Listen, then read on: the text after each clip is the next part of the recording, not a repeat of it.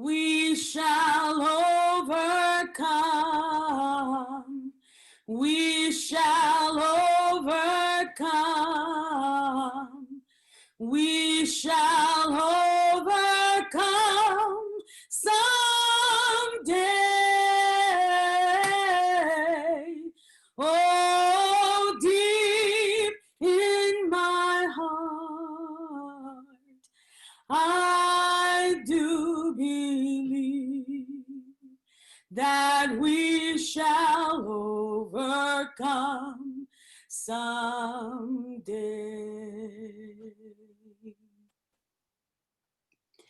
We shall live in peace. We shall live in peace. We shall live in peace someday. Oh, deep in my heart, I do believe that we shall overcome someday. We are not afraid.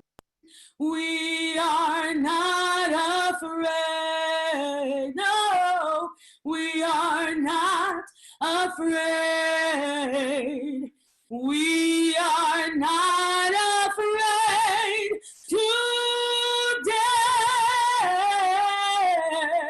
Oh, deep in my heart, I do believe that we shall overcome someday.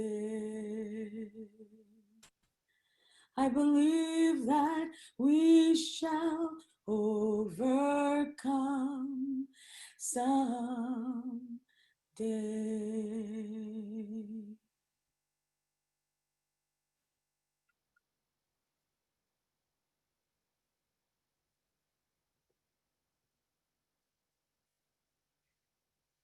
Thank you, Sandra. That was Sandra Montez, the head of the chapel at Union. What a wonderful way to start our evening. I'm Serene Jones, and I am the president at Union Theological Seminary. And it is my pleasure to welcome you to the Episcopal Divinity School at Union's Fall Community Read with Ari Berman, author of Give Us the Ballot, The Modern Struggle for Voting Rights in America. With our election just 20 days away and many reports of voter suppression during early voting and with absentee ballots, this is definitely a timely conversation. But before we get to our speaker, I would like to introduce you to the Dean of EDS at Union, my colleague and dear friend, the very Reverend Kelly Brown Douglas, who also holds the Bill and Judith Moyers Chair in Theology at Union. Dean Douglas also serves as canon theologian at the Washington Cathedral and as theologian in residence at Trinity Wall Street Church in New York. Dean Douglas.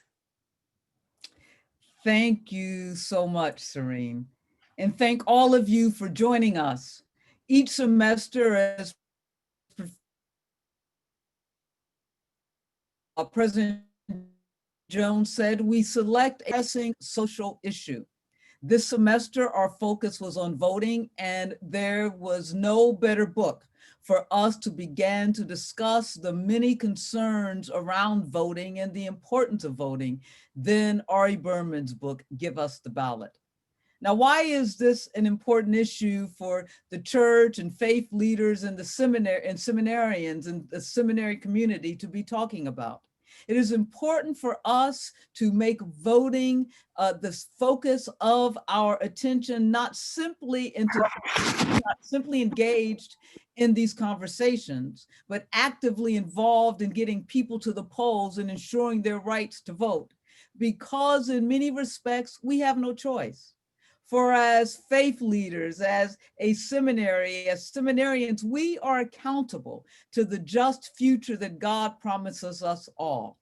And that means we must lead this nation toward its better angels, to be a place where all persons are free to live into the fullness of their created humanity, regardless of their race, their ethnicity, their sexual expression, orientation, religion, or country of origin.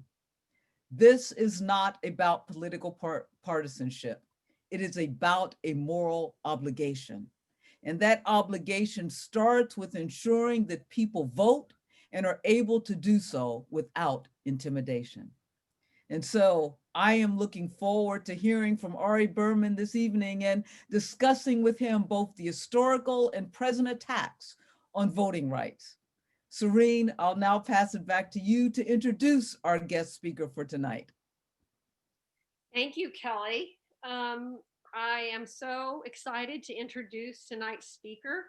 I'll tell you a quick story about how we first met, which is really apropos this evening's conversation. We met almost about 6 years ago when we were part of a faith and public life congressional and civic leader delegation that had gone to Selma and Birmingham to commemorate the 50th anniversary of the Voting Rights Act and to walk across the Edmund Pettus Bridge, which was the march that was led by John Lewis, who was with us at the time.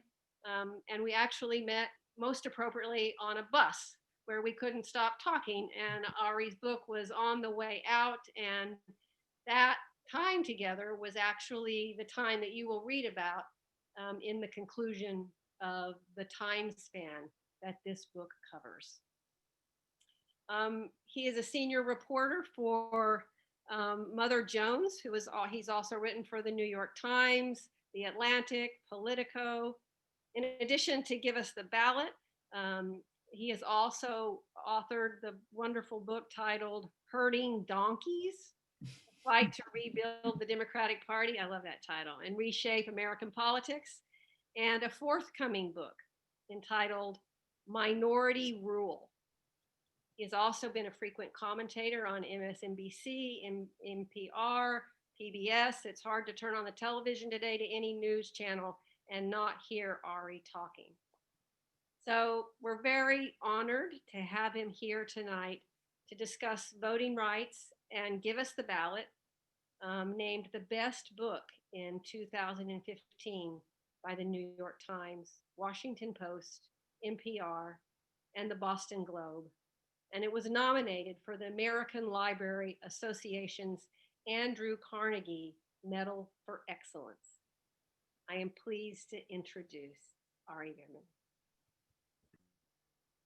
Hi, Serene. Hi, Dean Douglas. Hi, everyone. And thank you so much for having me. This is a real honor for me to be here with EDS and the broader community. And there's a lot of things that stink right now about being in a pandemic. And one of them is not being able to be in person with all of you. And I could really use your energy and your faith and your sense of righteous justice right now more than ever. And so I'm really honored to be here and to share my thoughts on voting rights history and what's happening right now with all of you, and then get into a discussion with Dean Douglas about all of this. As Serene mentioned, this event in many ways was almost 6 years in the making. We met in March of 2015 on the 50th anniversary of the Voting Rights Act, and we took this incredible civil rights pilgrimage to Alabama with John Lewis and other members of Congress and other faith and progressive leaders. And I had been on this trip with John Lewis 2 years before as well, and it was truly remarkable. John Lewis often said that he felt during the civil rights movement like he was moved by the spirit of history. And that's how I felt when I went back to Alabama with John Lewis. Serena and I went to Birmingham, and we went to the 16th Street Baptist Church, where 4 little girls were murdered by the Ku Klux Klan in 1963. And we saw the stained glass window where the bomb went through, right through the face of Jesus. back in 1963.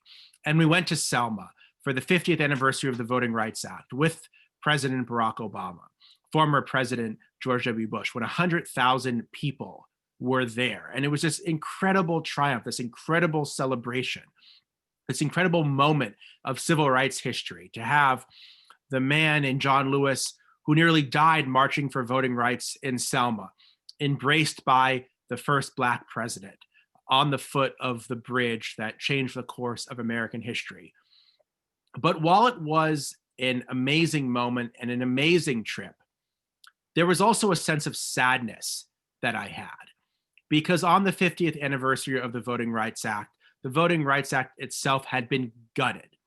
And many of the politicians, including some people that were on that very trip, were in the process of rolling back the legacy of what John Lewis and so many other people fought for.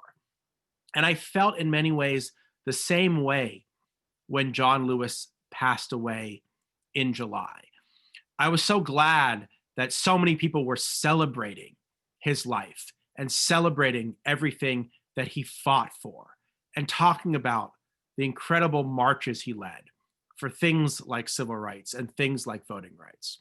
But I was also dismayed to see people like Mitch McConnell praise John Lewis, to hear Mitch McConnell talk about singing "We Shall Overcome" with John Lewis in the US Capitol, when Mitch McConnell has been blocking legislation to restore the Voting Rights Act for over 300 days, when he's blocking a vote today on the John Lewis Voting Rights Act. So I think more than ever, we need to honor people like John Lewis with actions, not words. If we want to be moved by the spirit of history once again, we have to fight for the same ideals they fought for. And if you look at where we're at right now, we're 20 days until November 3rd. Over 14 million people have already voted. The election is taking place right now. When you think about the right to vote in this country, we talk about it as a right, but we've too often treated it as a privilege. When the Constitution was ratified in 1789, only white male property owners could vote. That meant white men without property couldn't vote. Women couldn't vote. African Americans couldn't vote, and many were enslaved. Native Americans weren't even considered citizens of the United States. In the first presidential election where George Washington was elected, only 6% of Americans were even eligible to vote. In 1920, when the 19th Amendment was passed, giving women the right to vote, and we're celebrating the 100th anniversary of that this year, that was still a right that was largely only enjoyed by white women. So the right to vote is a relatively recent phenomenon for so many people in this country. And it wasn't until the passage of the Voting Rights Act in 1965 that gave so many men and women of color the right to vote after being disenfranchised for so many years. One of the things that's so amazing to me about John Lewis was how young he was when he first got involved in the civil rights movement. But he was only 17 when he met Rosa Parks. He was only 18 when he met Martin Luther King. He was only 20 when he led the sit-in movement in Nashville. He was only 21 when he led the Freedom Rides. He was only 23 when he was the youngest speaker at the March on Washington. And he was only 25 when he led the March for Voting Rights for Voting Rights in Selma, Alabama. When John Lewis marched for voting rights in Selma, only 315,000 African Americans were registered to vote. There were things like literacy tests. You had to name all 67 county judges to register to vote if you were Black, which the 67 county judges themselves would have never been able to do had they been asked that question. There were poll taxes. You actually had to be able to pay to register to vote, which many poor people could not do. There were young civil rights activists like Andrew Goodman and Michael Schwerner and James Chaney that went down to Mississippi and were murdered by the Ku Klux Klan simply for trying to register people to vote. When the murder of George Floyd happened this summer, I thought back to another murder that happened in Alabama in 1965 that helped lead to the Selma to Montgomery March. There was a young civil rights activist in Marion, Alabama, next to Selma, named Jimmy Lee Jackson. He was 25 years old. He was the youngest deacon at his church. He had tried and failed to register to vote 5 times. He participated in a night march in Marion, Alabama, and Alabama state troopers attacked it. And Jimmy Lee Jackson went to protect his mother, and he was shot and later killed by Alabama state troopers for trying to protect his mother and participate in the civil rights march. John Lewis was so angry, and other civil rights demonstrators were so angry about the murder of Jimmy Lee Jackson. They had the idea of trying to march from Selma to Montgomery, the state capital, carrying Jimmy Lee Jackson's casket. That's where the whole idea of the Selma to Montgomery march came from. So in many ways, Jimmy Lee Jackson was to the voting rights struggle of 1965 as George Floyd has been to the struggle of white supremacy in 2020. When John Lewis marched on the Edmund Pettus Bridge, he was brutally beaten by Alabama state troopers with tear gas, with bullwhips, on horseback. That night, ABC broke into its primetime premiere of the film Judgment at Nuremberg and showed footage from Selma, Alabama, to the whole country.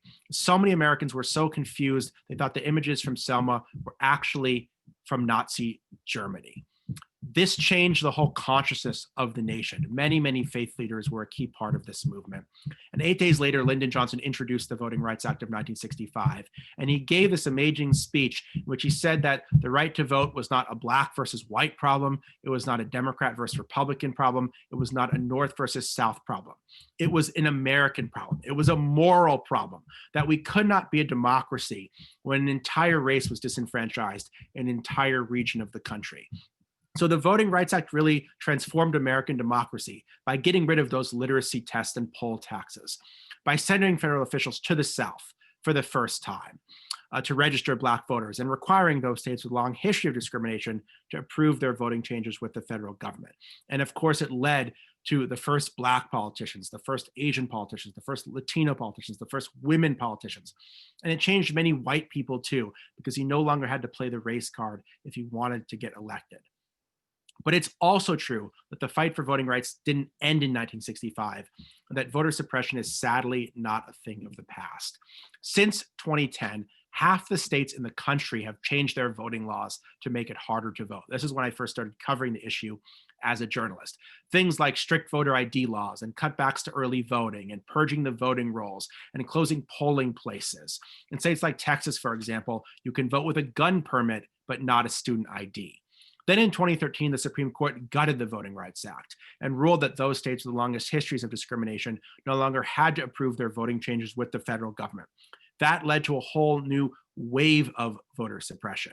States with a long history of discrimination closed over 1,600 polling places in states like Georgia and Texas as a result of that law.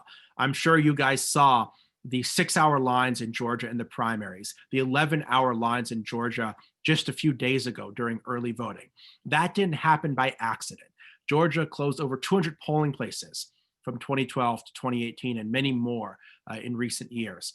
And in the state of Georgia, in predominantly white neighborhoods during the primary in June, there was only a 6-minute wait for white voters. But in communities of color, there was a 51-minute wait to vote. So communities of color in Georgia are waiting 8.5 times to vote as white voters. So many of the same disparities that we see in the criminal justice system, we also see in our voting system. And there's so many examples, unfortunately, of voter suppression right now. In Florida, in 2018, 64% of people passed a law restoring voting rights to people with past felony convictions. This was a huge breakthrough. It's going to lead to the biggest expansion of voting rights in the country's history. Then the Florida legislature added a requirement saying that you had to pay all fines, fees, and restitution to be able to vote. That ended up being a modern day poll tax that was upheld recently by the 11th Circuit Court of Appeals in a decision with 5 Trump appointees in the majority. So Donald Trump flipped that court, then that court upheld a modern day poll tax in Florida. It was initially expected that 1 million people or more could register to vote in Florida with past felony convictions. But over 775,000 people still owe fines, fees, or restitution and might not be able to vote in this election in Florida. So in a state that was decided by 537 votes in 2000, you could have over 700,000 people disenfranchised. That's what voter suppression looks like in this day and age. You can look at what Texas is doing.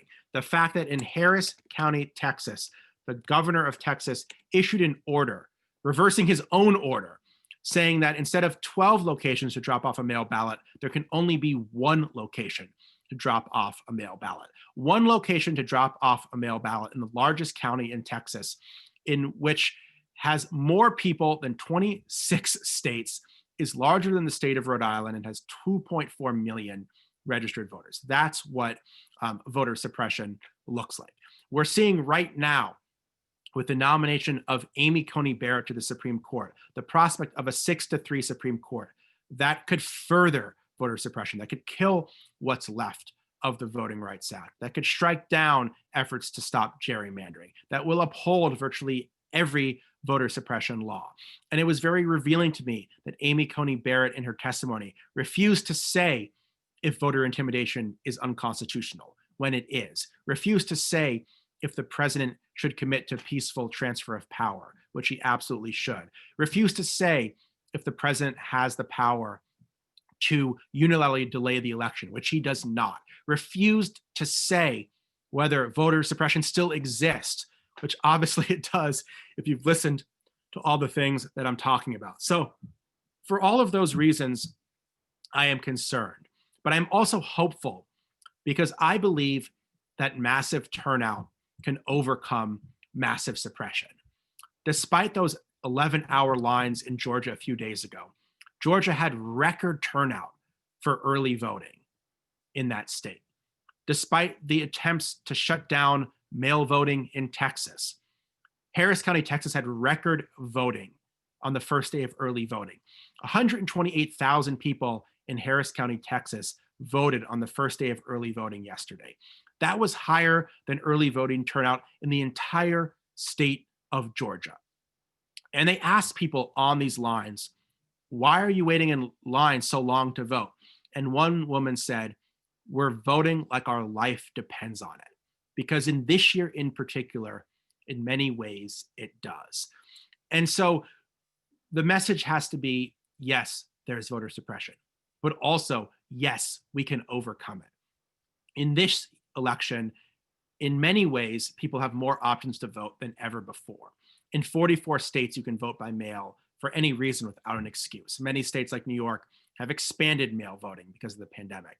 In 40 states, you can vote early, like people are doing in Georgia and Texas right now, so that not everyone votes on election day and doesn't stress the system. And it's really important to debunk disinformation, because there's so much disinformation out there that's being led by the president and his allies. There was a study from Harvard that found that the president and Fox News are the biggest spreader of disinformation in the country. I mean, it's amazing to think that the president of the United States could be the biggest spreader of falsehoods about voting. So we have to tell people, if you want to vote by mail, voting by mail is not new. It's not partisan. It's not subject to major fraud. But if you do decide to vote by mail, request your ballot early, return it early, drop it off if possible, sign it carefully. If you decide to vote in person, vote early if you can. Try not to vote on the first day of early voting. Try to vote on the third or fourth day of early voting when the lines are much shorter. Sign up to be a poll worker if you're healthy. One of the reasons so many places have been closed is because we don't have enough poll workers in this country. And the majority of poll workers are over the age of 60 and high risk. 600,000 people have already signed up to be poll workers in this election. So a lot of young people are stepping up and getting active. And make sure to vote in state and local elections. I can't emphasize this enough. If you look at what happened to George Floyd, if you look at what happened to Breonna Taylor, if you look at the legacy of racism and white supremacy, local offices matter tremendously. Who the mayor is, who the district attorneys are, who judges are, who prosecutors are, who the state attorney general is.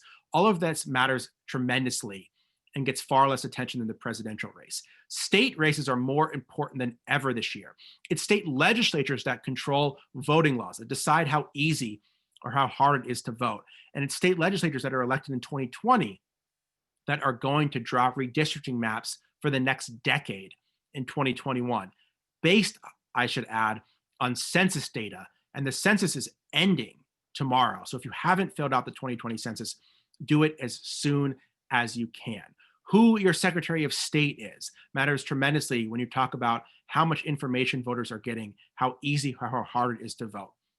Then, after everyone votes, that's just the first step at social change. We have to keep protesting. We have to keep demonstrating. We have to keep lobbying. We have to keep meeting with our elected officials. Mitch McConnell has been blocking legislation to restore the Voting Rights Act for over 300 days. He has been blocking legislation to make it much easier to vote for over a year. He has been blocking legislation to prevent foreign election interference for nearly a year. All of these bills have passed the House, but have gone nowhere in the Senate. So if we get a different government come January, we need different voting laws. We need to understand that there is a direct correlation between a rigged democracy and a rigged politics. And if we want to unrig our politics, we need to unrig our democracy. We know historically that voter suppression has been a key tool used to preserve white supremacy. It's why John Lewis and so many others were brutally beaten when they marched for voting rights. If we want to dismantle the legacy of racism in our country, voting isn't the only solution, but it's a key and important one. And the question in this election is very different than in other elections. In other elections, you spend a long time trying to convince people, will you vote? In this election, the question is different. I think people will vote. The question is, how will they vote? And it's more important than ever that people make a plan to vote and that you be prepared to overcome any sort of obstacles in your way, because I am truly convinced that massive turnout, as I said earlier, can beat massive suppression. And I think in this election, we need to vote for John Lewis. We need to vote for Ruth Bader Ginsburg. We need to vote for all of those people that fought so hard for all of us to have the right to vote. And we need to pay that legacy forward. And I think we're at a pivotal moment where if we do that, we can start to address racism. We can start to address white supremacy. We can start to address voter suppression, start to solve some of these problems, and start to chart a better and more hopeful future. So that is what I have to say. And I am looking forward to having a conversation with you, Dean Douglas. Oh my goodness. Thank you so much for not only a talk which was very informative, but a call to action. And the call to action, as you began, is nothing less than being moved by the spirit of history. And indeed, to be moved by the spirit of history is to vote. I want to dig a little more deeply into this reality of voter suppression and the connection between voter suppression and white supremacy. You've made very clear in your book, Give Us the Ballot, that in actual fact, the moment that the 14th and 15th Amendments were passed, these sort of Reconstruction amendments that where Blacks were given citizenship rights, presumably as well as the right to vote. From that very moment, there have been efforts to disenfranchise the Black population by any means necessary. And in fact, the 14th Amendment has never been fully enforced. For if it were, we perhaps would never have needed the VRA because that would have meant that states would have been penalized for discriminating and particularly prohibiting Black people from voting. And we see that those states that did that and are doing that have never been penalized. The point is that when we talk about voter suppression, we are really talking about the disenfranchisement of the Black vote, and more particularly the Black female vote, as Black women tend to vote at larger numbers and are a larger part of the electorate, and not in no small way because of the way in which Black males have been the focus of mass incarceration, et cetera. Nevertheless, I was wondering if you could speak to this relationship even more between, with the Black vote being the targeted vote in terms of voter suppression. And we see even in the fight for the VRA, there has always been a fear of the Black vote and a fear of having more Black people enfranchised? Yeah, that's a really good question.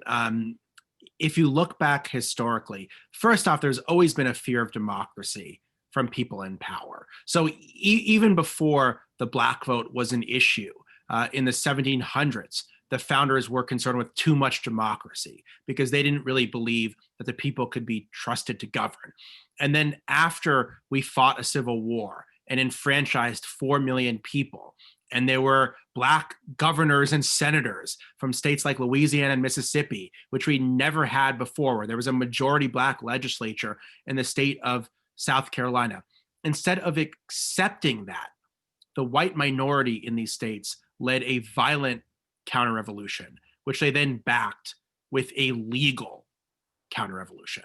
So they tried to prevent African Americans from voting through violence and fraud and lynching and an outright intimidation, which the federal government was too cowardly to stop during Reconstruction, because they also wanted those conservative white votes.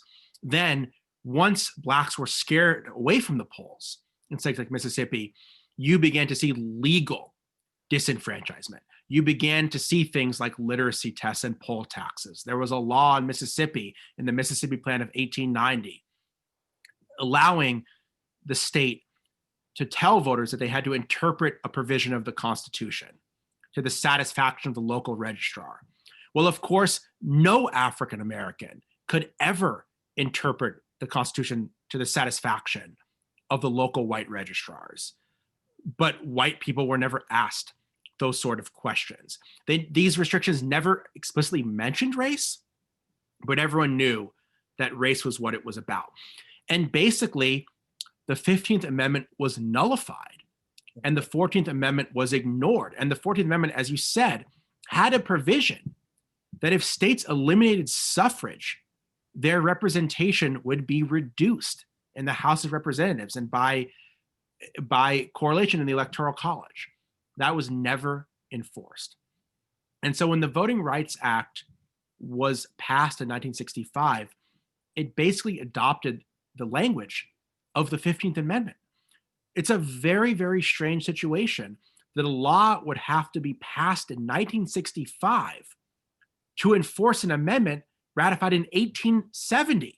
If we had just enforced the 14th and 15th Amendment, we would have never needed the Voting Rights Act. And I think this goes to show the importance of talking about history, of learning from history, but also the fact that voter suppression in this country goes back a very, very long way. And you can't understand it by looking at 2020 or looking at 2010 or even looking at 1965. You have to go back a lot deeper.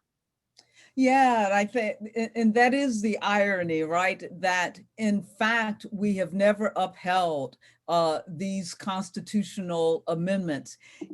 And these amendments, particularly the 14th and 15th Amendment, are in effect mimicking the VRA, which we're again now trying to pass another one and to enforce.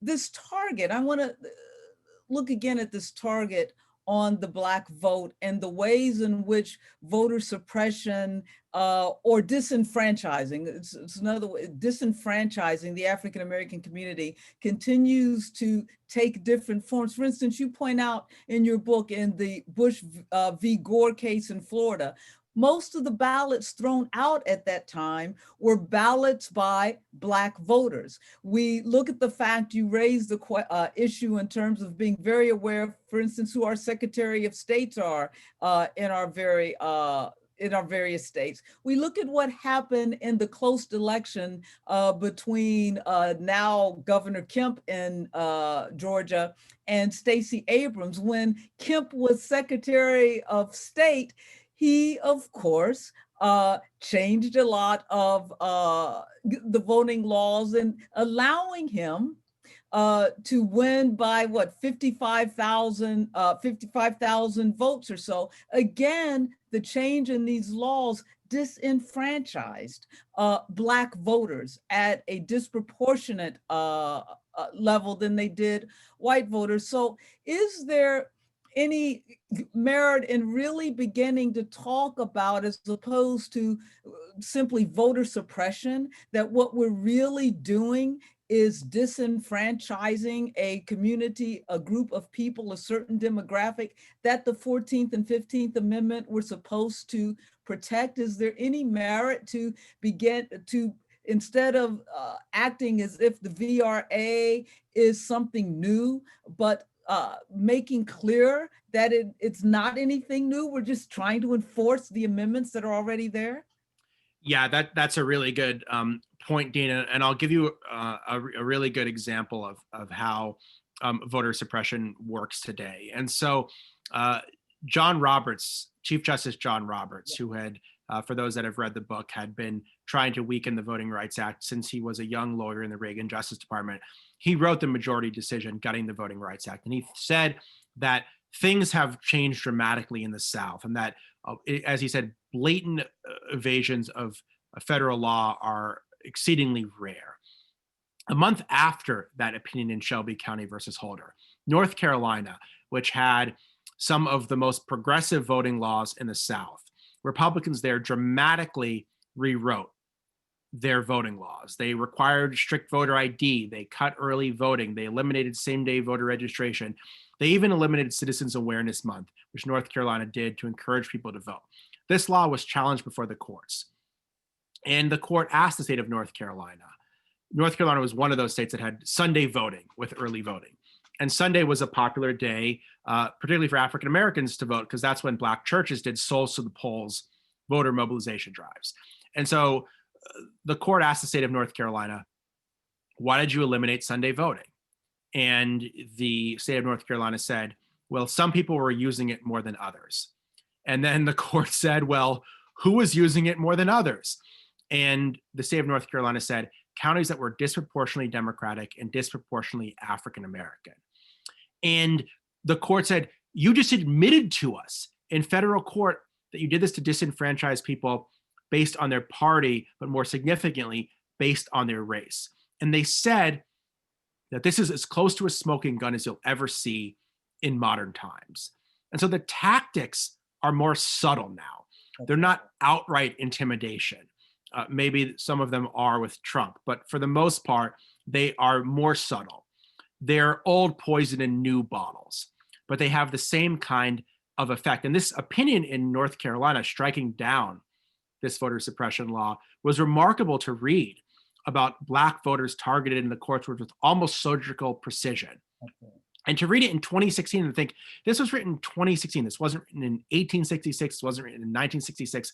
This was written in 2016, where legislators are intentionally targeting people based on their race. And you're right, we're seeing it all across the country. We're seeing it in Georgia. We're seeing it in Texas. We're seeing it in other states. I will say that while it's absolutely true that Black voters are the target of voter suppression, it's also broader than that. It's targeting Latinos. It's targeting Asian Americans. It's targeting newly naturalized immigrants. It's targeting younger voters. I think the way I think about it is there's this rainbow coalition in politics today. And I think it's targeting all of those people. So while I agree with you that some people have been targeted throughout US history, we have a very, very sad legacy of that.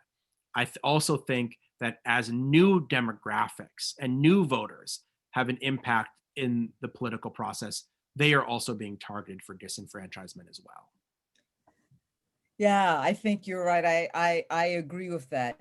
You have said, and so let's look how we get out of this, or what, how do we get out of this pattern, out of this cycle? You've said this evening that a rigged democracy is a consequence of rigged politics. You have said in other instances that a rigged judiciary, right, means a rigged election, or a rigged election is related to a rigged judiciary. And as you talk about the relationship between, for instance, our Supreme Court justices and their relationship to voter suppression, if you will, and you look at, for instance, the long history, as you've just cited, of John Roberts, and he never was for the VRA, and he worked with clerk with Rehnquist, as you point out in your book, who indeed talked about the VRA as practically being legalized racial entitlement, which is so ironic.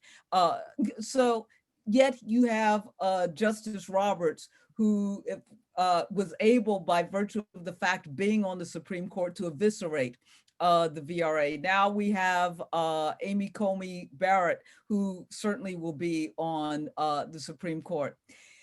In her dissent to the evisceration of the VRA, the late Justice Ginsburg said that the arc of the moral universe, and I quote her, is long, but it bends toward justice if, she says, there's a steadfast commitment to see the task through to completion.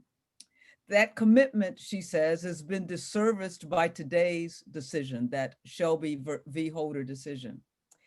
What is the recourse then, Ari, to rigged elections, voter suppression, without the Supreme Court, if indeed our judiciary remains so politicized and hence rigged? Well, I think the recourse are the other branches of government. And I think that if we have a different president and a different Senate come January, a lot of opportunities for reform are opened up. And I think that voting rights reform is the most important reform of all, because if we don't expand voting rights, voter suppression is going to continue. Then that those people that want to expand voting rights have to be as aggressive as pushing to expand the right to vote as those people who are trying to suppress the vote are as aggressive at suppressing it. And so I'll just give you a few bills. The House has already passed legislation to restore and modernize the Voting Rights Act. That's something that could be passed immediately by a Democratic Congress come January. The House has passed the For the People Act, which would dramatically expand voting rights by having things like automatic registration in every state, early voting in every state, automatically restoring voting rights to people with past felony convictions, doing redistricting by independent commissions instead of politicians drawing their own districts, making Election Day a federal holiday, doing all of these reforms. That bill has been passed the House and been blocked by the Senate for over a year. So there's a lot that the Congress can do. I also think there's a lot of important work that can be done in the states. I'll give you an example. Virginia this year completely redid their voting laws after there was a Democratic majority there. They now have 45 days of early voting. Over 1 million people have already voted in Virginia because it's so easy to vote there now. They did Election Day and automatic registration. They replaced Robert E. Lee Day and made Election Day a state holiday instead, which is a great idea. And so that's an example of how focusing on the local level, you can start to change things. I also think that we are going to have to change the structure of the courts. The fact is, Republicans stole one Supreme Court seat. They are basically in the process of stealing another. We have never, ever, ever in our elected history tried to confirm someone 20 days before November 3rd, when over 14 million people have already voted. By the time there's a vote on Amy Coney Barrett, maybe 20 million or more Americans will have already voted. And not only that, but Mitch McConnell blocked over 110 nominees for Barack Obama. And put 218 Trump judges on the judiciary as well. So to me, that is court packing. What Republicans have done is court packing. And what we need to do is restore a sense of balance to the courts that have been completely warped and out of step with where the country is and where the other branches of government are. And that's a conversation that's going to need to be had come January. But right now, the most important thing is just to vote in record numbers and open up the possibility of unrigging our democracy. But if we don't vote, none of those things are possible.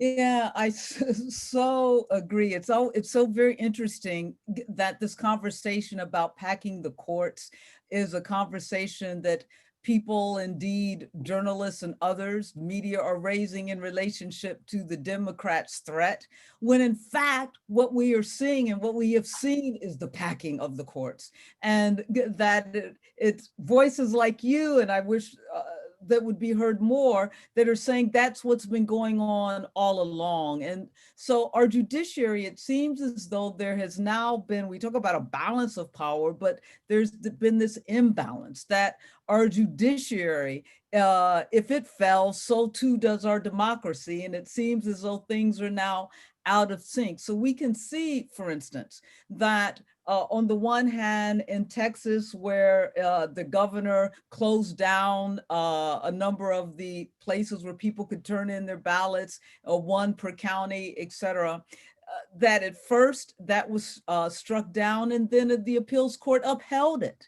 And upheld his decision to do so. We're of course seeing a battle in California and in other places right now. So how do we, I mean, it seems as though the last safeguard to our democracy is the judiciary, at the same time that the judiciary is also that is allowing our democracy to be further eviscerated. How do we really reclaim that, particularly given the Supreme Court, and these are lifetime memberships? Well, I think we need to change the composition of the courts. And if we can't change the composition of the courts, we need to stop thinking about the courts as the last safeguard of our rights. And we need to stop those voter suppression laws from being passed in the first place. We need to stop these efforts in Texas and Wisconsin and Georgia before they're ever challenged in the courts. And so that's one reason we need a new Voting Rights Act, because you can stop this kind of discrimination before it even exists. But I ultimately think the solution to voter suppression is going to be a political solution, not a legal one.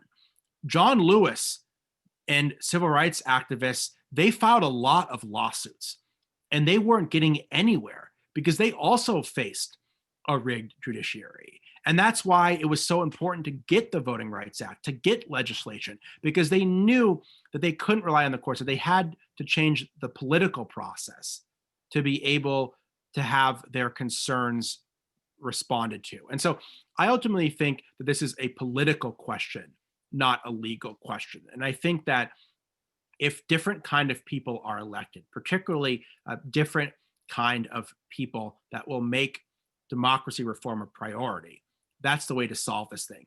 And then to make the suppression itself something that you're talking about and are willing to overcome.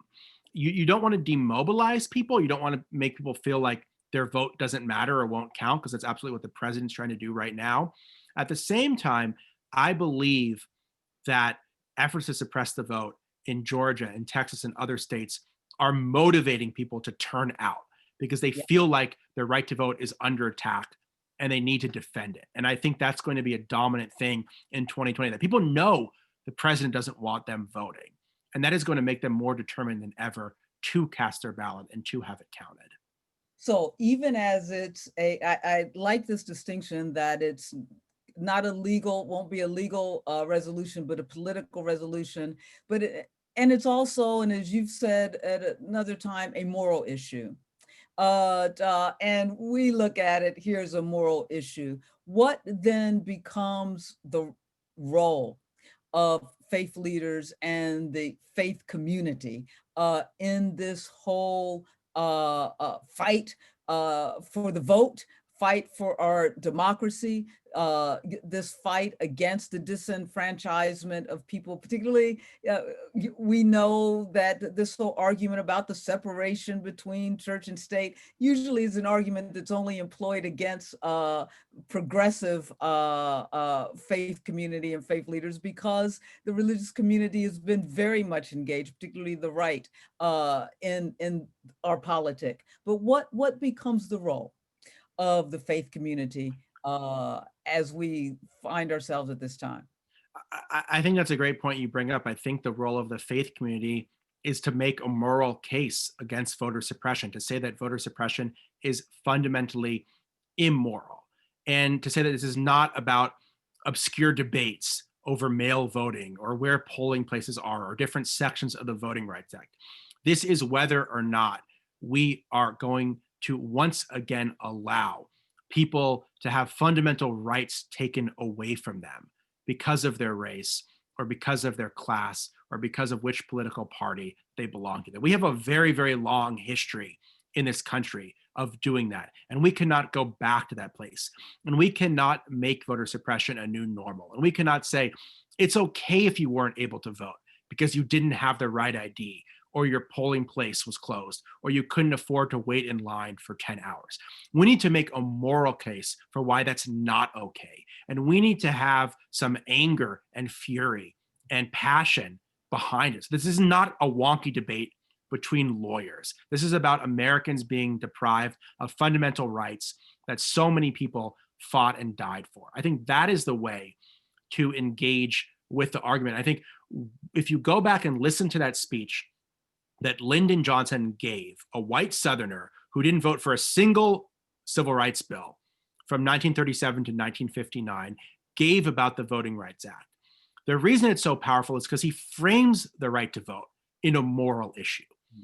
And that's what gave it its power. And the fact that he actually borrowed the language of the civil rights movement and said, "We shall overcome," in his speech. And John Lewis watched that speech with Martin Luther King in Selma, Alabama.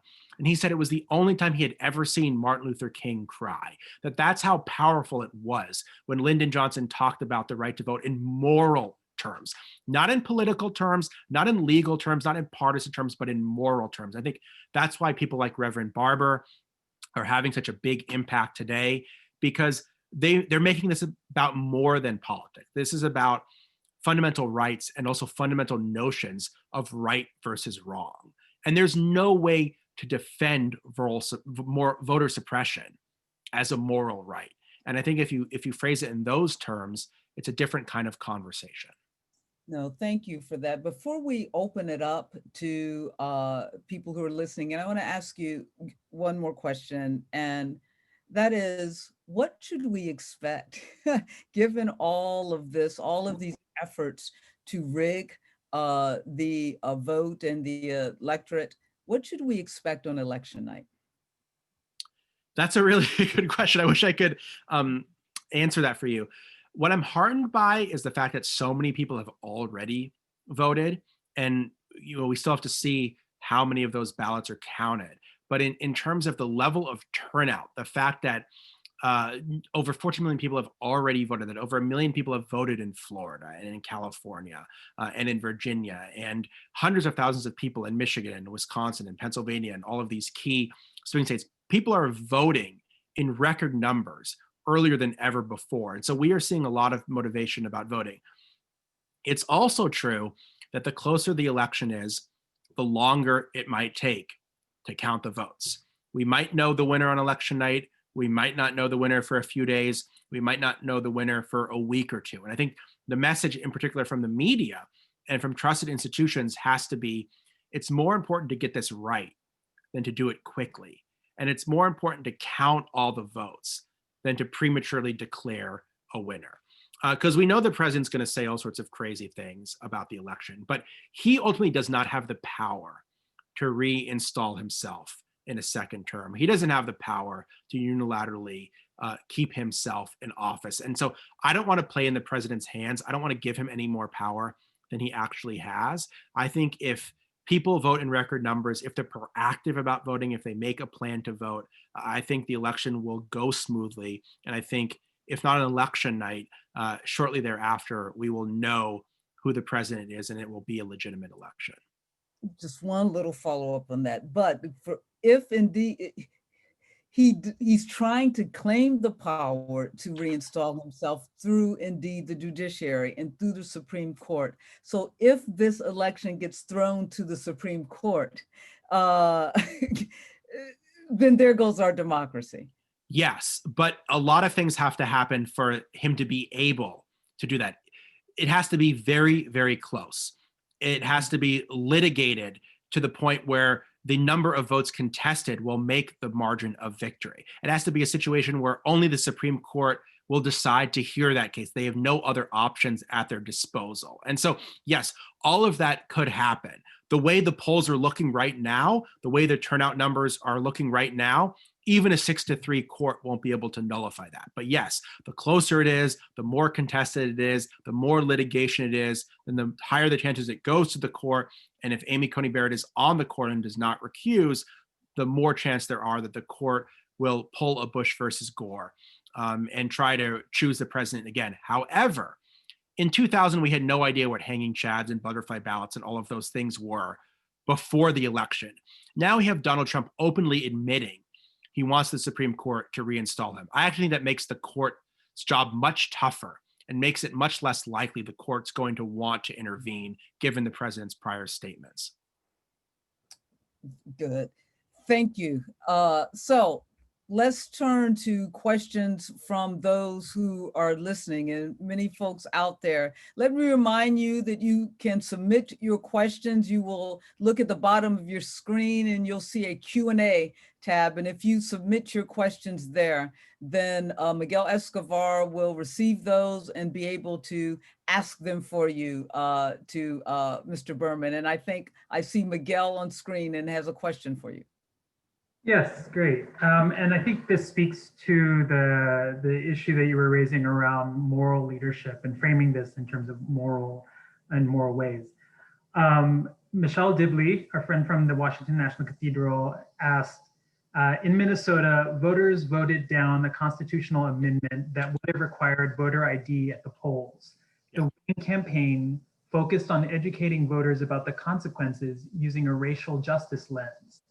What do we know about how to educate people so that they will speak out against voter suppression? Yeah, that's a really good point. Minnesota is one of the only states in which a restriction on voting was actually voted down at the ballot box. And it was one of those things where voter ID was polling at 80% when it was first proposed, because everyone was like, of course everyone has an ID. What's the big deal? And two different things happened which worked concurrently. Number one, there was a very strong push by the faith community, by the racial justice community, to talk about the disparate impact that voter ID and voter suppression would have, to the point that the dean raised. There was also a push to get elderly white people and farmers and other people and say, this affects you. You're going to have to show different identification that you showed before.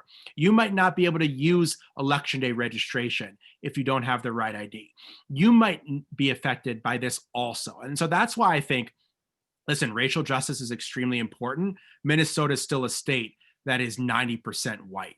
And so you're not going to defeat something like voter ID in Minnesota unless you convince a lot of white people to be against it too. And I think it just goes to show you that if we can broaden this fight to try to include as many people as possible in a coalition against suppression and see how it will either affect them or affect people they care about or affect fundamental rights that they care about, I think we can win these kind of battles and we can broaden it out.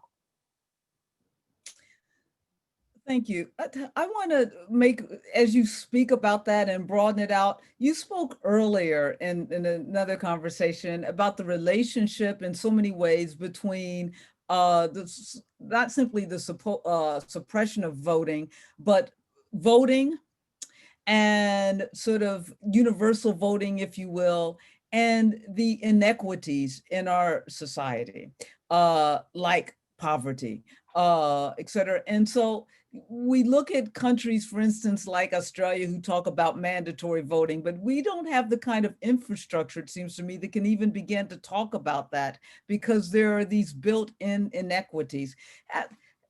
How could we get to, can you talk a little bit more about that? Yeah, well, I mean, if you look at whether people are going to turn out to vote, education and poverty are the biggest indicators. People that have multiple degrees, that have higher incomes, vote almost uniformly. And people that don't have a college education or live below the poverty line, they are much, much, much less likely to vote.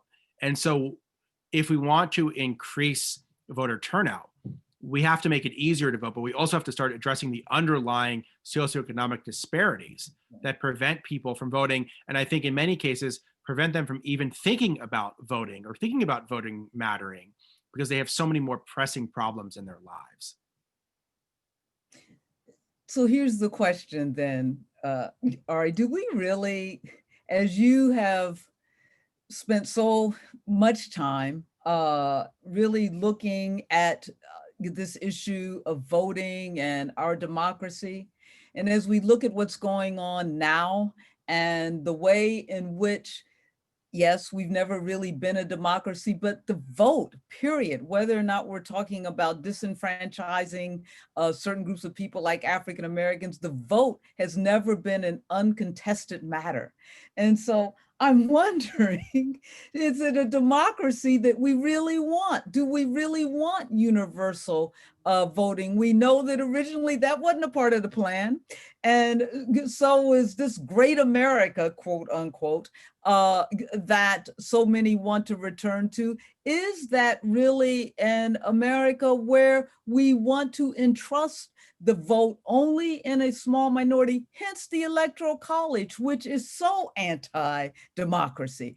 So are we fighting for something that was never really a part of the vision of an American democracy? I think we need to go beyond what we already have, as opposed to trying just to protect the rights we have. We need greater protection and greater rights. And the thing I'll say is that we don't have a fundamental right to vote in our Constitution. That's right. We have things that you supposedly can't do.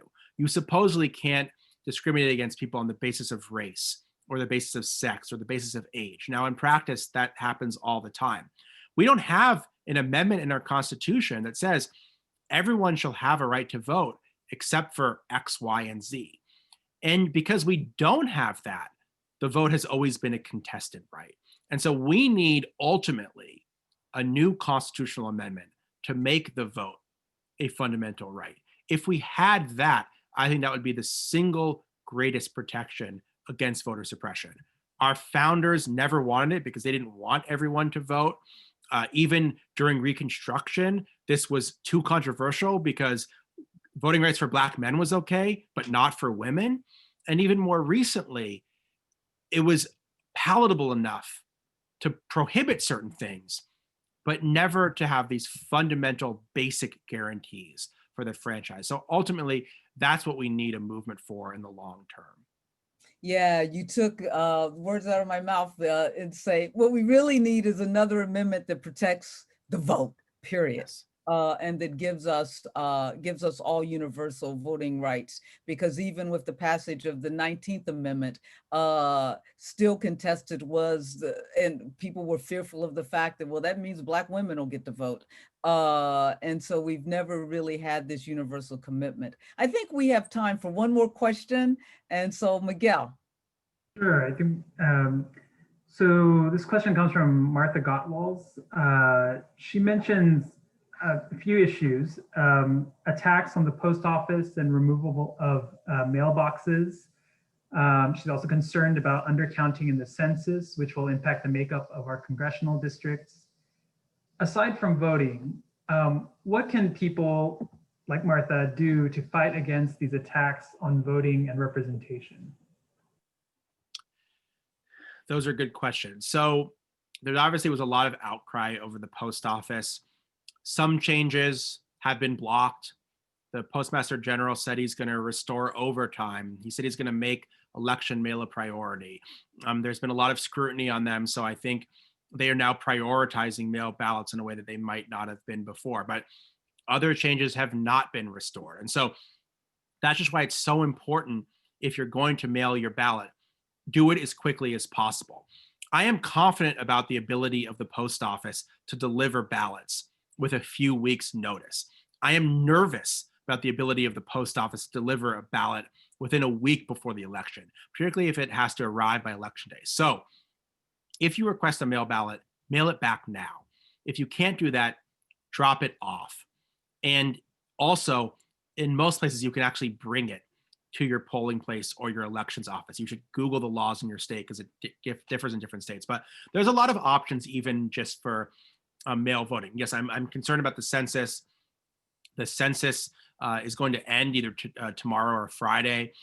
And there's going to be a major fight over this if there's a new president and a new Congress over whether this census data can be trusted or not, and whether it's actually even usable or not. So this fight is far from over, but obviously urge people to respond to the census. If you haven't, I think. Okay, I would just urge people to know about election protection, 866 Our Vote. If you have any problems voting, volunteer as a poll worker if you can. If not, call your board of election and see if there's other things that they need you to do. Do you need to text people to make sure that they know the rules of mail balloting? Do you need to drop people off the polls in a socially responsible way? Do you need to go to polling places if there's long lines and make sure everyone has food and water and other things they need? I mean, there's a lot of different ways to get involved. I mean, this is an election in particular where we cannot just sit back and say, let's let the professionals handle it. Everyone is under stress right now.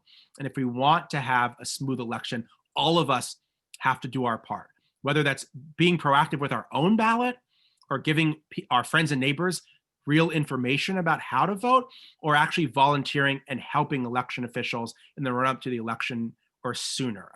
So I would say there's a lot of different ways to get involved. And then obviously after the election, stay active.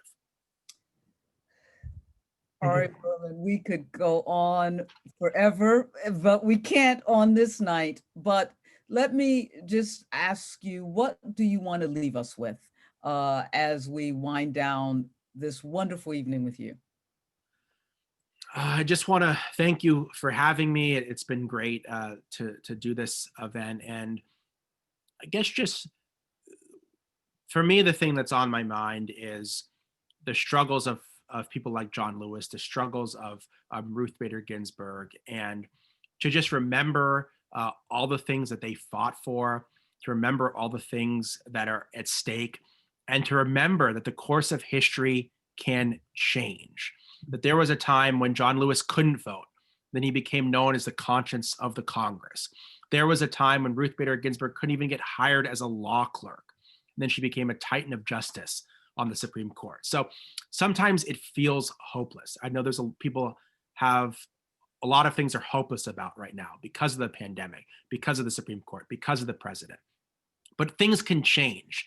And I think we know that through history, and that the vote has historically been one of the most powerful instruments of change. John Lewis called it the most powerful nonviolent tool we have in a democratic society. And those are the words that are going to be in my head as I go to vote and as I think about this election and what comes after. Thank you so much. I think that's a call to action. And I want to end where you began, and that is we've got to be moved by the spirit of history and the history of those who fought for us even to have the right to have this conversation. Thank you so much. Thank everybody for joining us. And I'll leave by saying, please vote. Thank you you so much. Good night. Be well.